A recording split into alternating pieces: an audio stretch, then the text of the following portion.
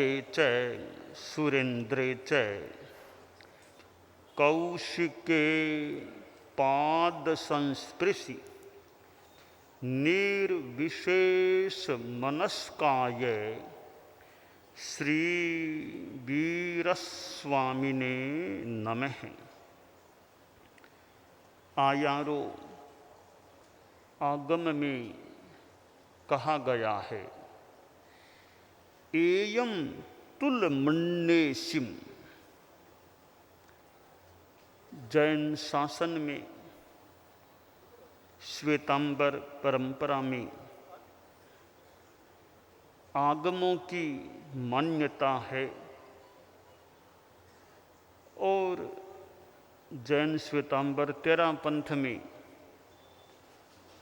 आगम 32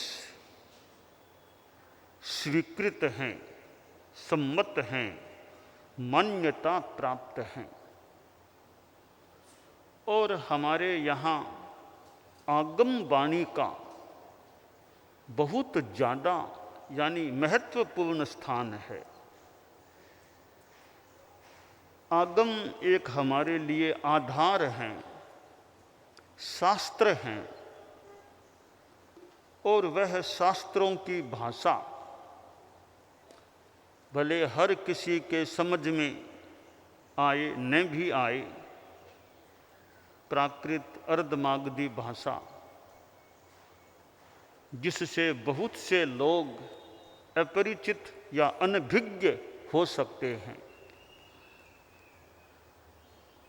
उस भाषा में जो ये वाणियाँ हैं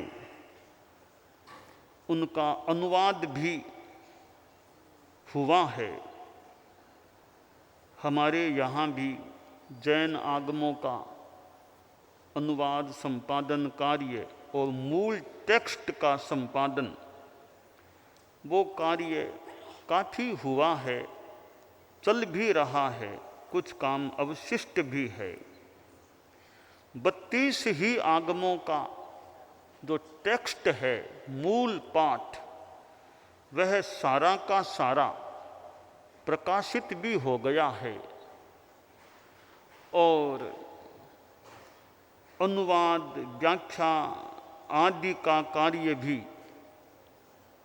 कई हिस्सों में हो गया है। वर्तमान में भी वह कार्य चालू है।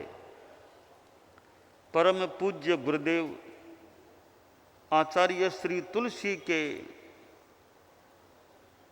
आचार्य काल में हमारे यहाँ यह आगम संपादन आदि का कार्य प्रारंभ हुआ था। आचार्य श्री महाप्रज्ञ जी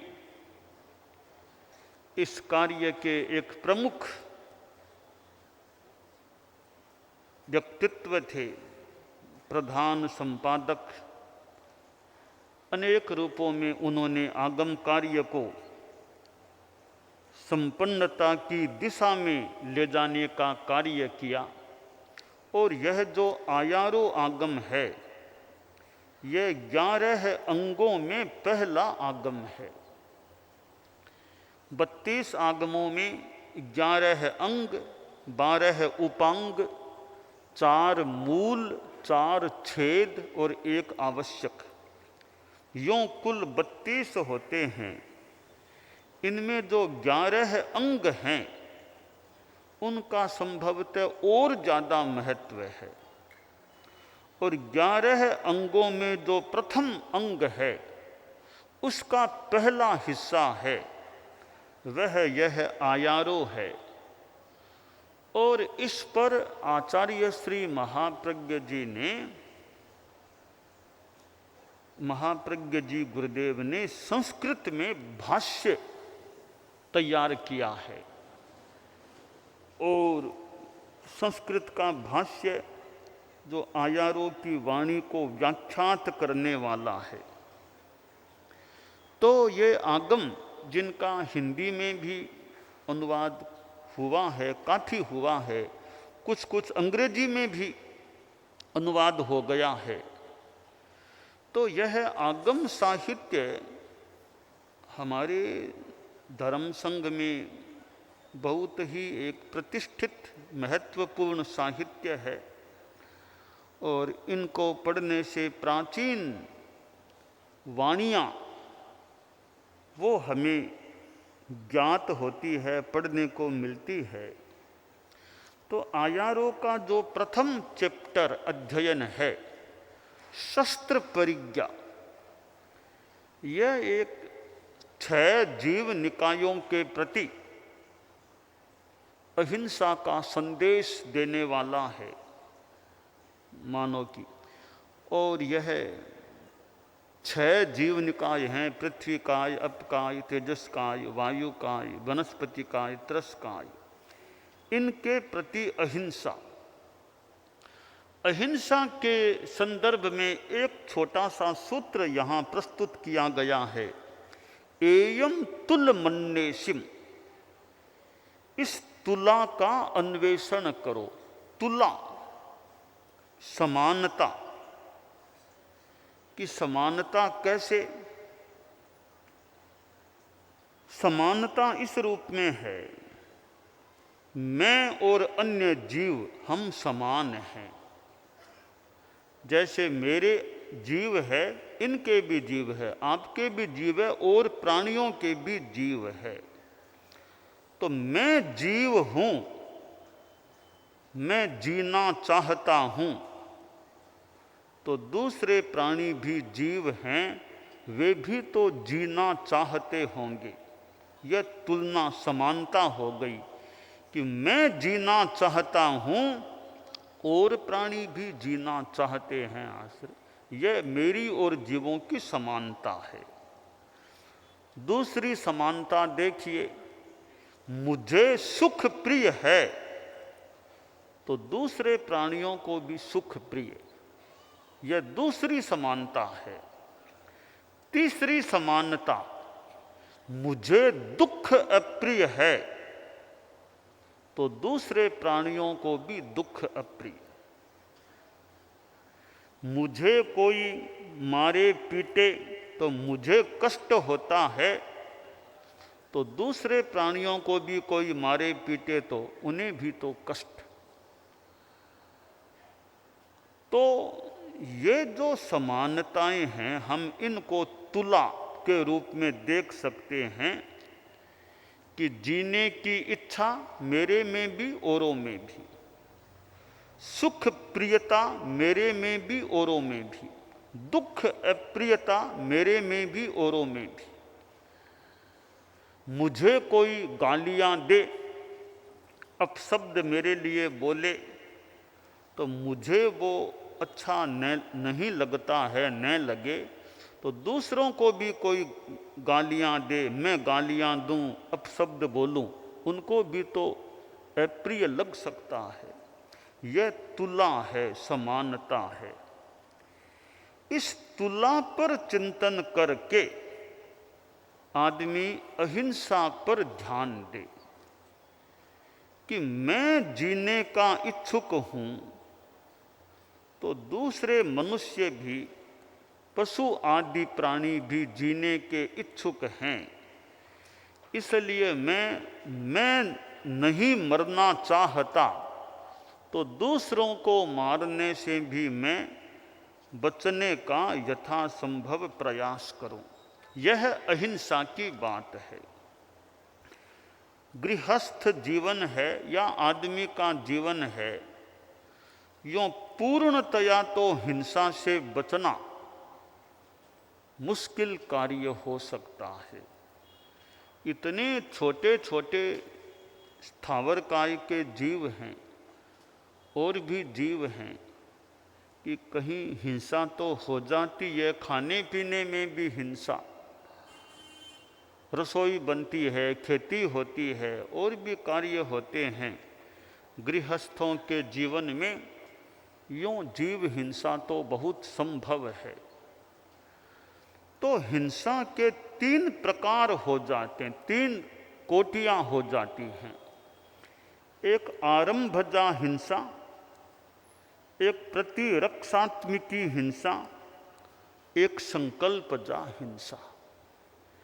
जीवन चलाने के लिए ये खेती बाड़ी, रसोई पानी, ये चीज़ें हैं, इनमें भी जीव हिंसा संभव है, पर वह एक प्रकार से अनिवार्य कोटि की जीव हिंसा है। उससे जितना बचा जा सके अच्छा है, बाकी सर्वथा बचना गृहस्थ के लिए कठिन हो सकता है। तो ये एक अनिवार्य कोटि की हिंसा है, इतनी कोई जघन्य हिंसा नहीं है। आरंभजा हिंसा। हिंसा का दूसरा प्रकार है प्रतिरक्षात्मिकी। रक्षा के लिए कहीं कुछ बल प्रयोग करना पड़े, हिंसा को काम में लेना पड़े, अपने देश की रक्षा के लिए, अपने परिवार समाज की रक्षा के लिए, और कहीं शांति बनाए रखने के लिए कहीं कुछ बल प्रयोग, शस्त्र प्रयोग करना पड़े, तो वह प्रतिरक्षात्मिकी हिंसा है। कोई भी राष्ट्र चलाकर किसी पर आक्रमण न करे, यानी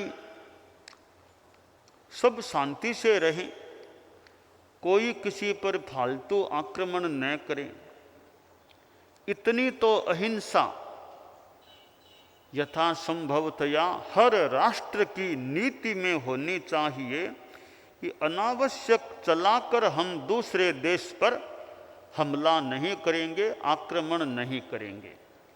इस हिस्से में तो अहिंसा रहनी चाहिए। अब दूसरी बात है कि दूसरा कोई राष्ट्र अगर मेरे राष्ट्र पर आक्रमण करे, आक्रमण की तैयारी भी करे, तो मैं अपने राष्ट्र की रक्षा के लिए, अपने नागरिकों की रक्षा के लिए, मातृभूमि की सुरक्षा के लिए फिर मुझे भी कुछ करना पड़ सकता है। यह एक अनिवार्य हिंसा हो गई कि मैं चलाकर हिंसा नहीं करूँगा, मैं हिंसा चाहता नहीं, हिंसा को मेरा वैसे चलाकर हिंसा को समर्थन भी नहीं, पर दूसरा कोई आक्रमण करने लगे, चूंकि मैं गृहस्थ हूँ, राष्ट्र का एक नागरिक हूँ और मेरे में शक्ति है रक्षा के लिए कुछ कार्य करने की, तो मैं राष्ट्र की रक्षा के लिए जरूरी होने पर हिंसा का प्रयोग कर सकूँगा, बाकी चलाकर हम किसी पर हिंसा का प्रयोग न करें। अब देश के सैनिक हैं, अब कोई दूसरा देश आक्रमण की तैयारी भी कर ले, आक्रमण करना शुरू कर दे, तो देश के सैनिक सुरक्षा का प्रयास करते हैं, जवाबी कार्रवाई भी कर लेते हैं, दूसरों की हिंसा भी हो जाए, इधर को भी कईयों को शहीद होना पड़ जाए, तो वे राष्ट्र की रक्षा को हम छोड़ नहीं सकते। तो वह जो सेना के द्वारा कुछ हिंसात्मक प्रयोग भी किया जाता है मात्र राष्ट्र की रक्षा के लिए, उसको भी अनिवार्य कोटि की हिंसा माना जा सकता है, और वह भी एक गृहस्थ के लिए आवश्यक हो सकती है। हालांकि जहाँ साधु समुदाय की बात है, साधु को हिंसा में नहीं जाना। साधु पर कोई आक्रमण भी कर दे तो साधु का धर्म है अहिंसा, समता में रहो, कोई हिंसात्मक जवाबी कार्रवाई नहीं करना। यह साधु का अहिंसा महाव्रत है। तो साधु न देश की रक्षा के लिए शस्त्र का प्रयोग करे और न रसोई पानी आदि के रूप में हिंसा का कार्य करे, यह सामान्य विधि है। तो साधु की तो बहुत ऊंची अहिंसा है, उनका जीवन एक साधना का, आध्यात्मिकता का, संन्यास का जीवन है। तो साधु की अहिंसा ऊंची कोटि की है, पर गृहस्थ हैं, वे साधु नहीं हैं, इसलिए वे आरंभजा और प्रतिरक्षात्मकी हिंसा में भागीदार भी अब उनको मजबूरी में मान लो बनना पड़ता है, तो वह उनकी अलग भूमिका है। वे भी साधु बन सकें तो फिर वे भी ऊंची अहिंसा का पालन कर सकते हैं, पर करनी पड़े तो ऐसा करने से उनका श्रावकत्व है,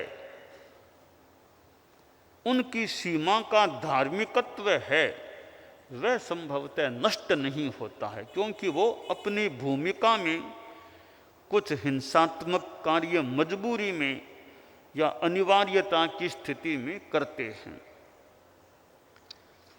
आयारों में यहाँ जो कहा गया है, एयम तुल मन्नेशिम, इस तुला का अन्वेषण कर, कि मैं जीना चाहता हूं, दूसरे प्राणी भी जीना चाहते हैं। भोजन में भी आज विद्यार्थी बच्चे बाहर जाते हैं, कितने लोग बाहर विदेशों में रहते हैं, जैन समाज के लोग, तेरापंथ समाज के लोग, तो वहाँ भोजन में भी अहिंसा कि नॉन वेज का प्रयोग तो न हो जाए, इस पर ध्यान रहे, जागरूकता रहे। बच्चे स्कूल, कॉलेज,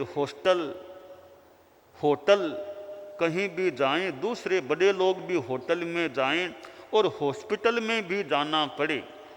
खैर हॉस्पिटल की बात थोड़ी सी एक अलग है, हॉस्टल और होटल कि यहाँ तो नॉन वेज का भोजन मेरे द्वारा न हो जाए, और दवाई में भी संभव हो सके तो कोई नॉन वेज मिली हुई या नॉन वेज वाली दवाई हो, संभव हो सके तो वह दवाई भी मैं लेने से बचूं जो नॉन वेज युक्त हो। तो यह भी एक अहिंसा की बात है कि नॉन वेज का प्रयोग भोजन में न हो। NRI के लोग, बाहर के देशों में रहने वाले लोग, और वहाँ भी ये धार्मिकता के संस्कार और समणियाँ जाती हैं विदेशों में, उनके कारण से भी एक समाज में, वहाँ के धार्मिक जैन तेरापंथ समाज में, जैन समाज में एक धार्मिकता की भावना का संचार किया जा सकता है।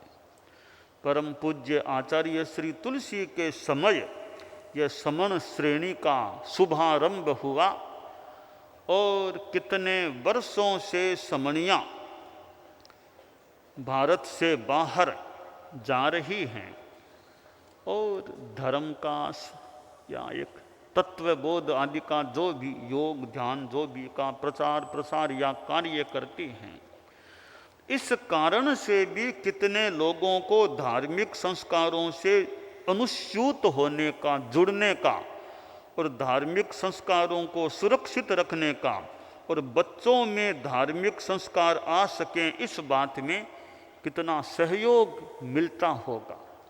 तो भारत में तो फिर भी साधु साधियों का मान लो मौका यूँ मिल जाए, पर भारत से बाहर रहने वाले हैं उनके लिए कम से कम हमारे जैन श्वेतांबर तेरापंथ की साधु साधियाँ छोड़ दें कुछ नेपाल भूटान जैसों की बात, तो दूर के जो देश हैं वहाँ वर्तमान की स्थिति में तो साधु साधियों का योग मिलना मुश्किल है।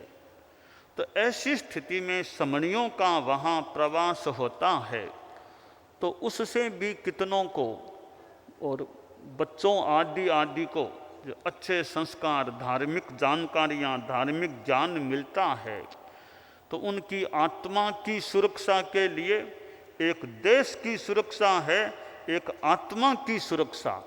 उनकी आत्मा की सुरक्षा के लिए यह समणियों का प्रवास या धार्मिक ज्ञान, धार्मिक संस्कार देने का प्रयास बड़ा हितावह कार्यकारी सिद्ध हो सकता है।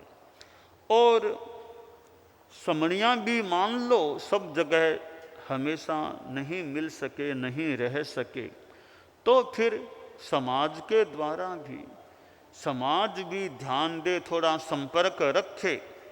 और तेरापंथी महासभा जैसी संस्था जो विदेश के लोगों से भी संपर्क बनाए रखती है, विदेश में भी कई तेरापंथी सभा भी, तो यूँ तेरापंथी सभा है, महासभा है, वे दूर से भी संपर्क रखें तो एक अच्छे संस्कारों की बात हो सकती है। और आजकल तो ये मीडिया, ऑनलाइन ऐसे साधन हैं, वर्चुअल रूप में, डिजिटल रूप में, और में दूर बैठे बैठे भी शब्द और दृश्य विदेश में भी पहुंच जाएं, तो थोड़ा काम इस मीडिया की सहायता से भी हो सकता है। एक जगह भाषण होता है, कितने शहरों और के लोग उस भाषण को सुन लेते हैं, तो दूर बैठे भी दृष्ट और श्रुत कई चीज़ें हो सकती हैं। आयारों में जो कहा गया है, एयम तुल मन्ने सिम, इस तुला का अन्वेषण कर कि मेरे में और अन्य जीवों में समानता है। मैं जीव हूँ तो ये भी जीव हैं, तो मैं सुख से जीना चाहता हूँ, तो मैं दूसरों के सुखों में जहाँ तक हो सके बाधा उत्पन्न करने का प्रयास न करूँ। तो यह तुला समानता का हम विचार रखते हैं, तो फिर हिंसा से हम दूर रहने का या यथासंभव दूर रहने का भी प्रयास कर सकते हैं। तो अहिंसा की दृष्टि से यह छोटा सा सूत्र है, एयम तुल मन्ने सिम, इस तुला का अन्वेषण कर कि मैं और अन्य प्राणी हैं, हम में समानता है, तो मैं जितना संभव हो सके हिंसा से बचने का प्रयास करूं। दानान सेठम अभयपयाणम सच्चे सुया अणवज्जम वयंती तवे सुया उत्तम बंभचेरम लोगुत्तमे समणेनाय पुत्ते। हमारे आगमों में और ग्रंथों में अनेक बातें हैं। आज साहित्य भी एक बड़ा साधन है, और साहित्य भी इतना सुलभ यंत्रों के माध्यम से और से, तो साहित्य का स्वाध्याय होता रहे, तो स्वाध्याय भी एक खुराक है। और विदेश में भी जब तपस्या भी हो, वो अठाई की, वो तेला किया, और वो बाल पीढ़ी छोटी उम्र के युवा कि उन्होंने उपवास किया, तेला किया, वो किया, सामायिक करते हैं, मान लो ऐसी बातें हैं। ये शुभ संकेत है कि विदेश की धरती पर रहने वाले भी एक धार्मिक संस्कारों से जुड़े हुए रहते हैं, तो यह अच्छी बात है। तो भारत में रहने वाले जो लोग हैं उनके लिए मान लो सुलभ है साधु साधियों का संपर्क, आचार्यों का दर्शन मान लो कुछ सुलभ हो जाए। पर विदेश में रहने वाले हैं, अब वे इतनी संख्या में एक बार भी यूँ साथ मिलकर आते हैं, तो उसका अपना महत्व है। और यह जो NRI का आयोजन जो हो रहा है, कितने विदेश में रहने वालों भारतीयों को एक साथ यूँ उपस्थित होने का मौका मिलता है, तो यूनिटी इज स्ट्रेंथ, एकता में शक्ति, इतने मिलकर आते हैं, संगठन होता है, तो उनके हिसाब से भी थोड़ा कार्यक्रम चल सकता है। एक तो छड़े बिछड़े आ गए, वो भी ठीक है, एक साथ इतने आते हैं, तो उन्हीं को केंद्र में रख कर भी कुछ प्रोग्राम, गोष्ठियाँ, कार्यक्रम आज हो सकते हैं। तो यह भारत की भूमि जहाँ साधु संतों का, साधियों का इतना विचरण होता है, विदेश की धरती पर यह कम से कम हमारे धर्म संघ का तो जो दूर के देश हैं वहाँ अब तक वह स्थिति नहीं है। तो वे लोग यहाँ आ जाते, हम नहीं जा पाएँ तो वे यहाँ आ जाते हैं तो भी ठीक है। हम जाएं तो मान लो लाभ मिले उतना, तो यहाँ आने से भी थोड़ा लाभ मिल सकता है। बाकी यंत्रों के माध्यम से, साहित्य के माध्यम से और समणियों के माध्यम से, और कभी कोई उपासक है, कोई प्रेक्षा ध्यान के ट्रेनर वगैरह जाएं तो उनसे भी यथासंभवतया लाभ मिले तो मिल सकता है। तो ये संस्कारों की बात है कि अच्छे संस्कार, और बाल पीढ़ी बच्चे हैं, बड़े तो फिर भी मान लो थोड़े जानकारी में हैं, तो नई पीढ़ी है, उस नई पीढ़ी को अच्छे संस्कार मिलें। जैसे ज्ञानशाला चलती है, तो भारत में तो ज्ञानशालाओं का एक विस्तार है। अब विदेशों में जितना कितना संभव हो न हो, जितना संभव हो सके वैसे समणियाँ हो तो मान लो बच्चों की क्लास समणियाँ न भी रहें तो भी कोई बच्चों की ट्रेनिंग का उपक्रम किसी रूप में चलता रहे। तो बाल पीढ़ी को संभाल करके रखना, युवा पीढ़ी को संभाल करके रखना बहुत अधिक संभवतः महत्वपूर्ण है। तो इस पीढ़ी के संस्कार सुरक्षा, संस्कार सृजन पर भी ध्यान दिया जाता रहे। और जैन श्वेतांबर तेरहपंथी महासभा, जो तेरहपंथी परिवार बाहर रहते हैं, एक ये NRI सम्मेलन होना भी एक उसी श्रृंखला का मानो कदम है कि अच्छे संस्कार बने रहें, धार्मिकता के भाव बने रहें और तेरहपन धर्म संघ से जुड़ाव उनका पुष्ट रहे। इस दृष्टि से NRI सम्मेलन का भी अपना बड़ा एक महत्व हो सकता है। तो आज यह NRI सम्मेलन का भी प्रसंग है। तो यह धार्मिकता, अहिंसा, मेडिटेशन, स्वाध्याय, तपस्या, साधना जो हमारी आत्मा के लिए कल्याणकारी हैं, उनका अनुष्ठान, उनकी क्रिया, उनका प्रयोग भारत के बाहर रहने वालों के द्वारा भी होता रहे और आध्यात्मिकता की दिशा में वे भी आगे बढ़ते रहें, तो यह एक कल्याणकारी कार्य हो सकता है।